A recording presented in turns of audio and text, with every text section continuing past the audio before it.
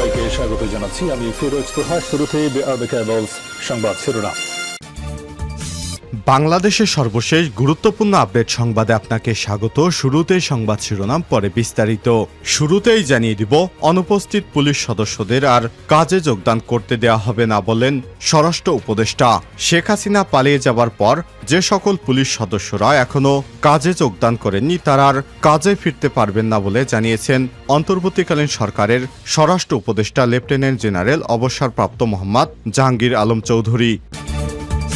এরপর জানিয়ে দিব, চট্টগ্রামে প্রয়াত এমপি বাদলের কবরে ভাঙচুর এবং অগ্নিসংযোগ। চট্টগ্রাম ৮, বোয়ালখালী এবং চানগাঁও আসনের সাবেক সংসদ সদস্য মঈনুদ্দিন খান বাদলের কবরে ভাঙচুর এবং অগ্নিসংযোগের ঘটনা ঘটেছে। আজ দুপুর ২টার দিকে বোয়ালখালী উপজেলার সোরাততলির গ্রামে পারিবারিক কবরস্থানে এই হামলা এবং অগ্নিসংযোগের ঘটনা ঘটে। এদিকে গোপনে দেশ ছেড়েছেন আওয়ামী লীগের যেসব নেতা। গণ অভ্যুত্থানের মুখে শেখ হাসিনার দেশ ছেড়ে ভারতে পালিয়ে যাবার পর কার্যত দিশেহারা হয়ে পড়ে আওয়ামী লীগের বিভিন্ন নেতাকর্মীরা। দলের পক্ষ থেকে কোনো নির্দেশনা না আসায় প্রথমে দেশের বিভিন্ন স্থানে আত্মগোপনে চলে যান তারা। কয়েকদিনের মধ্যেই দেশ ছাড়তে শুরু করেছেন তারা।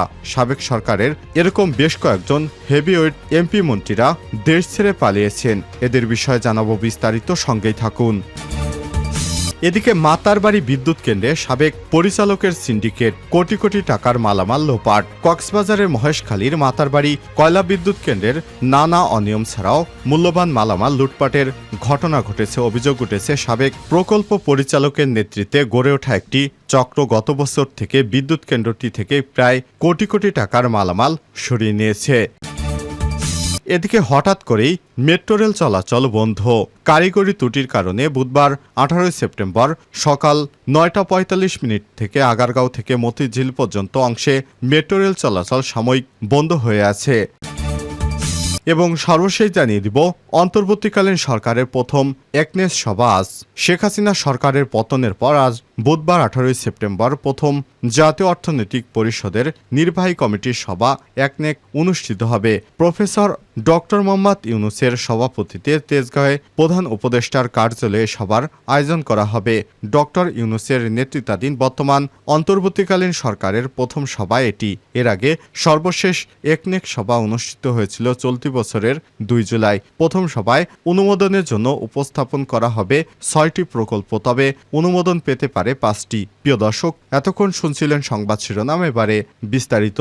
তবে তার আগে বন্ধুরা অনুরোধ থাকবে এই সংবাদটিতে একটি লাইক দিন। এই চ্যানেলে আপনি নতুন হয়ে থাকলে আমাদের সংবাদটি দেখতে দেখতে চ্যানেলটি সাবস্ক্রাইব করে রাখুন। কমেন্ট করে আপনার মূল্যবান মতামত জানিয়ে দিন বন্ধুরা, আপনি বিশ্বের কোন দেশ থেকে বা বাংলাদেশের কোন স্থান থেকে আমাদের সংবাদটি দেখছেন এবং শুনছেন। এবারে বিস্তারিত।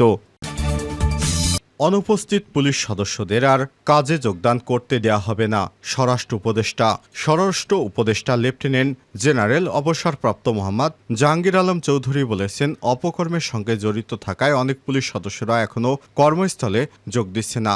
যারা এখনও কর্মস্থলে যোগ দেয়নি তাদের আর যোগদান করতে দেওয়া হবে না। যারা অপকর্মের সঙ্গে জড়িত তাদেরকে কিছুতেই মাফ করা হবে না। আজ বুধবার 18 সেপ্টেম্বর এক অনুষ্ঠানে তিনি এসব কথা বলেন। গাজীপুরের শফিপুরে বাংলাদেশ আনসার বিডিপি একাডেমিতে বাংলাদেশ আনসার এবং গ্রাম প্রতিরক্ষা বাহিনীর 40তম বিসিএস আনসার ক্যাডার কর্মকর্তা এবং 25তম ব্যাচ পুরুষ রিক্রুট সিপাহী মৌলিক প্রশিক্ষণের সমাপনী কুচকাওয়াজ অনুষ্ঠানে তিনি এসব কথা বলেন। উপদেষ্টা বলেন, বাংলাদেশে সৃষ্টির ঐতিহাসিক প্রেক্ষাপট থেকে শুরু করে স্বাধীনতার পরবর্তীতে দেশের প্রতিটি জরুরি মুহূর্তে আনসার বাহিনীর সদস্যরা গভীর দেশপ্রেম নিয়ে এগিয়ে এসেছে এবং দেশের আইনশৃঙ্খলা রক্ষা সহ সামগ্রিক উন্নয়নে গুরুত্বপূর্ণ ভূমিকা পালন করেছে। এ সময় তিনি বলেন, দেশের গুরুত্বপূর্ণ স্থাপনা, নিরাপত্তা বিধান সহ কূটনৈতিক এলাকার সুরক্ষা এবং এই বাহিনীর বিশেষ ভূমিকা রেখে চলেছে। সেনাবাহিনীর ম্যাজিস্ট্রেসি ক্ষমতা জনগণের সুবিধার জন্য দেওয়া হয়েছে জানিয়ে স্বরাষ্ট্র উপদেষ্টা বলেন, সেনাবাহিনী দীর্ঘদিন ধরে মাঠে আছে, তাদের একটা ক্ষমতার ভেতর কাজ করতে হবে। আমাদের অন্য বাহিনীর কিছুটা স্বল্পতা রয়ে গেছে, সুতরাং এ কারণে সেনাবাহিনীকে এই ক্ষমতা দেওয়া হয়েছে। অনুষ্ঠানে প্রধান অতিথির বক্তব্যে ভাষা আন্দোলন এবং মহান মুক্তিযুদ্ধের আনসার বাহিনীর গৌরবদীপ্ত ভূমিকার কথা উল্লেখ করেন এবং একই সঙ্গে তিনি জুলাইয়ের বিপ্লবের মাধ্যমে স্বৈরাচার সরকার পতনে শহীদ ছাত্র জনতাকে কৃতজ্ঞ চিত্তে স্মরণ করেন। চট্টগ্রামে প্রয়াত এমপি বাদলের কবরে ভাঙচুর অগ্নিসংযোগ। চট্টগ্রাম ৮ বোয়ালখালী চানগাঁও আসনের সাবেক সংসদ সদস্য মহিউদ্দিন চৌধুরী খান বাদলের কবরে ভাঙচুর এবং এরপর সেখানে অগ্নিসংযোগের ঘটনা ঘটে। আজ দুপুর ২টার দিকে বোয়ালখালী উপজেলার সোরাতলির গ্রামে পারিবারিক কবরস্থানে এই দুর্ঘটনা ঘটে। এই ঘটনা লিখে সামাজিক যোগাযোগ মাধ্যম ফেসবুকে স্ট্যাটাস দেন তার স্ত্রী সেলিমা খান। পাশাপাশি তিনি থানায় অভিযোগ দায়ের করেছেন। ফেসবুক স্ট্যাটাসে সেলিনা খান লিখেছেন, কতিপয় সন্ত্রাসী আজ দুপুরে গাড়ি নিয়ে এসে মঈনুদ্দিন খান বাদলের পৈতৃক ভিটার কবরে ভাঙচুর এবং আগুন ধরে দেয়। এখনও কবরে মানুষ শান্তিতে থাকতে পারছে না। এ বিষয়ে জানতে চাইলে সেলিনা খান জানান, কয়েকজন দুর্বৃত্ত একটি গাড়িতে এসে কবরস্থানের ফটক এবং নামফলক ভাঙচুর করে, এরপর কবরের উপর আগুন ধরিয়ে দেয়। বিষয়টি থানায় জানানো হয়েছে। এই ঘটনার সুষ্ঠু তদন্ত এবং বিচার দাবি করছি। তিনি আরও জানান, প্রয়াত সংসদ সদস্য মঈনুদ্দিন খান বাদল একজন বীর মুক্তিযোদ্ধা ছিলেন। তিনি কখনো কোনো দুর্নীতির সঙ্গে যুক্ত ছিলেন না। এ ব্যাপারে বোয়ালখালী থানার ভারপ্রাপ্ত কর্মকর্তা গোলাম সারোয়ার জানান, কিছু দুষ্কৃতকারী কবরে ভাঙচুর এবং আগুন লাগিয়েছে। বিষয়টি তদন্ত চলছে।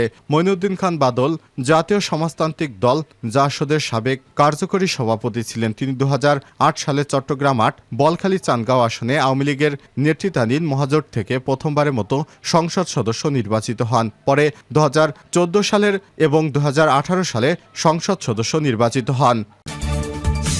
গোপনে দেশ ছেড়েছেন আওয়ামী লীগের যেসব নেতা।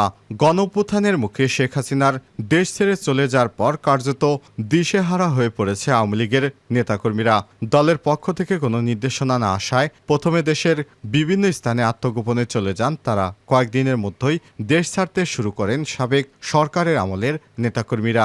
শেখ হাসিনা সরকারের পতনের পর পেরিয়ে গেছে ১ মাসেরও বেশি সময়। এখনও আওয়ামী লীগের অনেক নেতাকর্মী, সাবেক মন্ত্রী, এমপি এবং সংসদ সদস্য অবৈধভাবে দেশ ত্যাগের চেষ্টা করছেন। যারা পালিয়ে গেছেন বা পালানোর চেষ্টা করছেন তাদের প্রায় সবাই হত্যাসহ বিভিন্ন মামলার আসামি। অবস্থায় প্রশ্ন উঠেছে, সরকার পতনের এতদিন পরও কিভাবে এসব ব্যক্তিরা দেশ ছেড়ে পালাতে পারছেন। আওয়ামী লীগের অনেক নেতাকর্মী ইতিমধ্যেই দেশ ছেড়ে পালিয়ে ভারতে গেছেন। পালাতে গিয়ে সীমান্তে ধরাও পড়েছেন কেউ কেউ। সীমান্তে পার হয়ে মৃত্যুর ঘটনা ঘটেছে অনেকের। এছাড়াও পরিস্থিতি আজ করতে পেরে ৫ই আগস্টের কিছুদিন আগে বিদেশে পাড়ি জমিয়েছে আরও দেশে ফেরেনি আওয়ামী লীগের বিভিন্ন পর্যায়ের এমন ১৩ জন নেতা রয়েছে। ৫ই আগস্টের পর দেশ ছেড়েছেন আওয়ামী লীগের অন্তত ১৫ জন কেন্দ্রীয় নেতা, সাবেক মন্ত্রী এবং সংসদ সদস্যের নাম বিভিন্ন সূত্র থেকে জানা যাচ্ছে। অবৈধ পথে দেশ ছাড়া ইমিগ্রেশন বিভাগের নথিতে তাদের দেশ ত্যাগের কোনো তথ্য নেই।